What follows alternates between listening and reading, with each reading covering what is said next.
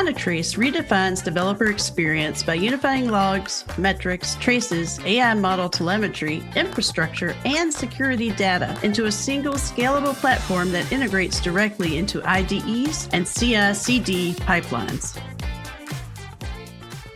Alois, we're here at Dynatrace. Thank you so much for sitting down with us. Really appreciate it. So you just acquired DevCycle. Yes. And I think that signals something a little more than feature flags. It's adding in the stack. So I really want to dig into how this changes observability and what it means. Yeah, that's an interesting story because it actually goes back to 2020. In 2020, we were obviously looking at how the world was changing back then, where people were moving more towards progressive delivery, feature flags, becoming a standard for delivery. And we looked at the entire market and realized like everybody out there is building their own SDKs. They kind of all do the same thing, but just different enough that it really didn't work. So we at Dynatrace back then reached out to all those vendors and asked them, like, wouldn't it make sense to kind of like agree on a joint set of SDKs that everybody's using? Like, you're not making any money out of this. All of you are open sourcing this. And also if you want to onboard somebody from like their homegrown solution or any open source solution, they have to change the entire source code. So it even doesn't help you. And that's when back then the Open Feature project was born, which is a CNCF project, actually one of the faster growing CNCF projects. Then we started implementing the SDKs. That we had FlagD and we had this open source feature flagging system that we built, that also Dynatrace internally actually built on. If you look at the Dynatrace SaaS infrastructure, it today runs on Open Feature. And that's how we got in touch with the DevCycle folks. So Andrew, Kobe, Jonathan, the founders, they started to work on Open Feature. They built a product on top of Open Feature. We started to work on a lot of joint customers. So it became for us at some point like very natural. So to integrate them into the stack. And for us, we saw a couple of use cases. Number one is progressive delivery, I think, is becoming the standard how people ship software. Feature flags are essentially, we wanted to have a very tight platform integration. We believe that you needed this integration, even if you look at the entire market right now. Datadog acquiring Apple, LaunchDarkly, buying an observability solution. Because the biggest challenge for most customers was, all those feature flags defined. Right. But how are they working? How's the combination working or not working? Where are certain feature flags actually used throughout my entire stack? So observability and feature management became heavily entwined anyways. You needed one for the other, and that's more or less where the entire market is moving right now. That also was one of the reasons for us to bring feature management closer to Dynatrace. And the other reason was, as you also heard here about the conference where we talk about Dynatrace intelligence, and we are now using autonomous agents to take action on a customer's environment. Actually, the safest change to an environment is not rewriting the code and deploying it by an agent, but changing the configuration. So feature management is, especially if you have to mitigate an issue, the quickest way to switch things around. So it's not just controlling rollout, but also switching configurations around. Sure. So we saw it as an essential point of enabling customers to move more towards this idea of autonomous operation, where if you see that a feature or a variant of your code is not working properly, you simply turn it off, you change the configuration of your environment. So where observability becomes more active, it made sense.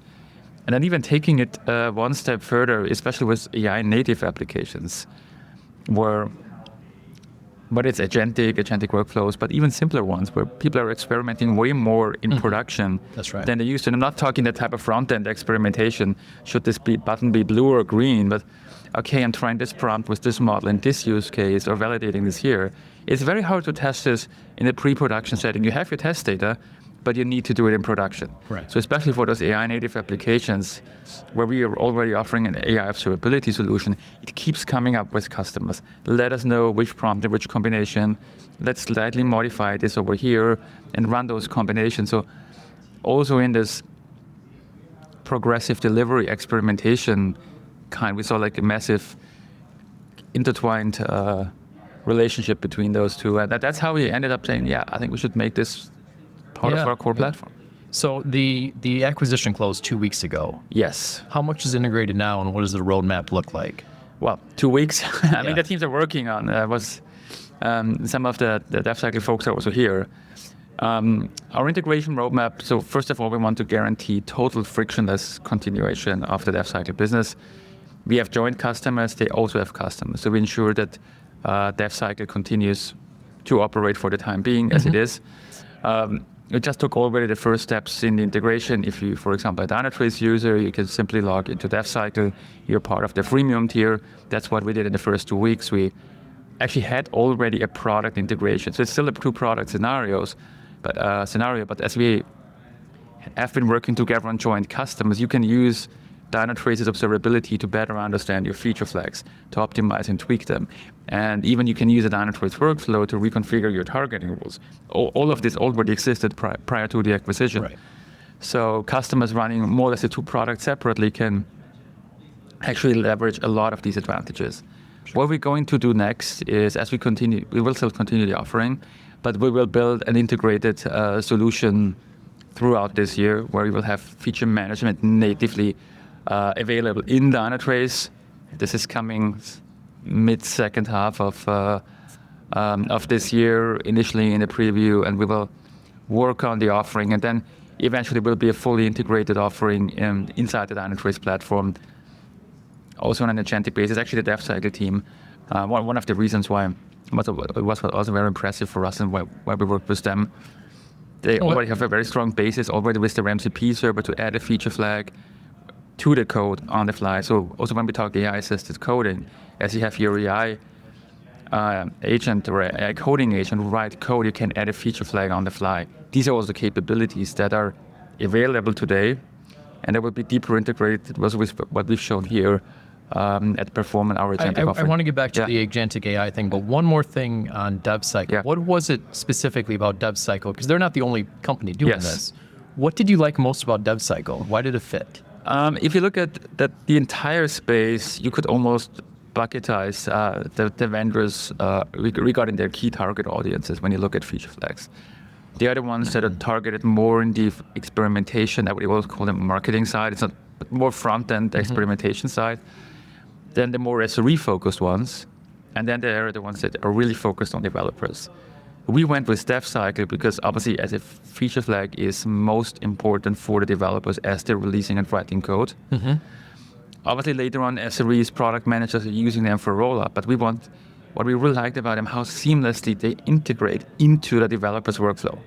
And we saw this really as a uniqueness, how DevCycle worked. Like the first demo, I remember they showed us after product was really somebody sitting in there, wipe coding and the feature flag getting added there. And we said, this is it. That was one of the reasons, more or less on the product side, but also on the team side. That's why I mentioned the open feature story. We have been working with them for years right now. So we know the team. I remember when we had the first conversations, those are there, we were visiting our engineering headquarters. We more or less sat down and started to work. And if you have this natural flow of collaboration, things are just working out. Yeah. So like getting back to the AI stuff, there's a lot of anxiety around agentic AI making decisions that they shouldn't make and making consequential decisions. Do you see feature flags as a safety mechanism? It is a safety mechanism. And overall, what we see with customers, we have to always do like vision versus reality. It's not that we're signing our production environments over to AI. I think that's not where we are. But there are a lot of tasks where AI can take faster decisions and can also take faster actions. And that's also the feedback that we're actually getting from our customers.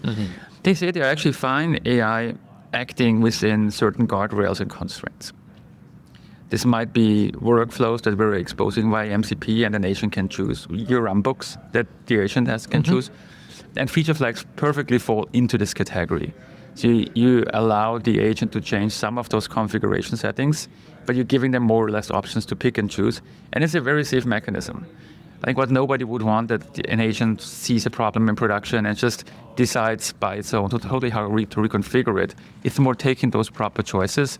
And that's where we see also our customers having way more appetite to move in that direction. Yeah. So Dynatrace is also acquiring security companies too. Yes. Right. So RuneScape or RuneCast is a great example of that, right? So is the current thesis that observability, security, and deployment? And automation, yeah. And automation. And the automation bit. I think the bigger story is shipping software that works perfectly. That's like the Dynatrace mantra. But we really see, especially with the changes how teams work. I mean, we talked about DevOps and DevCycle. I don't like those words. I'd like to call it shipping reliable software. And marketers don't like that. I know, yeah, but you can't do proper nouns with those. Well, but reliability of software is still something everybody understands. And Yes. as you want to do this, you need to ensure performance. You need to have control over your production environments. You need to be able to change things in real time. And security is an essential part in there. And also what we have been working on with our cloud partners is when we, for example, detect today a vulnerable library in your environment, one of the key advantages of Dynatrace was that we can give you a rating depending on where it is in your environment, that it can prioritize what to fix first. So combining observability data with security data is very important. If this is a backend service that nobody ever touches, it's different. But even if we think of that overall workflow, we built actual integration where you detect a vulnerable library. What we at Dynatrace can tell you is it's really an issue. Because we have the observability data. If that vulnerable function is never touched in your code, yeah, you have a vulnerability, but more or less theoretically than being practically concerned about it. But what we also can do right now, we can now create the instructions for coding agents by creating the issue, and then have a coding agent take over, working on that fix, and getting the PR ready. So you see, like all of this kind of starts to melt together. I somehow see observability, especially in this agentic work, becoming more or less the eyes and the ears of the agents, because they act like kind of isolated. Even for me on the development side, agents can do great stuff. But if you look at the agentic development workflow, like really coding agents, you give them a specification, you let them code. That's not how humans write code. We write code, then we look how it behaves in the real world, and then we provide feedback. We were actually working on some initial prototypes right now where we push observability data directly back to the coding agent. And it massively changes how coding agents work. Just let me give you one example. Yeah, please. You let the coding agent say, okay, when somebody checks out in your e-commerce application, check their status, like, are they a premier customer? If they are a premier customer, waive the delivery fees. That would be something you could decide to an agent could write it. What would the agent most likely do?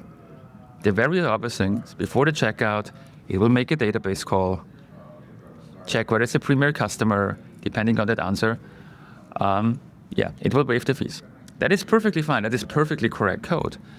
However, the observability solution now provides the feedback, hey, if you do this, based on your production data, you're creating an enormous additional load on your production environment. So you would refine that prompt or that specification to the agent saying, hey, do this, but do this without recalling the database every single time. And suddenly the coding agent might change its entire behavior. They might introduce like a Redis cache that they're automatically refreshing, and then the application is only accessing the cache. So I think observability also helps those coding agents to get better. So in a lot of those situations, it becomes really obvious to me that agents like need to get more understanding of the real world in real time. And that's where I think you see observability become very central in this whole agentic world. Do you think that the responsibility when something breaks, is that fundamentally changing throughout organizations? It changes, or it has been changing over the last years, but it has less to do with agentic. People are just using more applications. We see more and more like that old two pizza box team, the team that Amazon had. And you can argue whether we're beyond that. You build it, you run it as a mantra per se. But what we see happening, there's those central teams that ensure that the infrastructure is there, let's call them platform teams.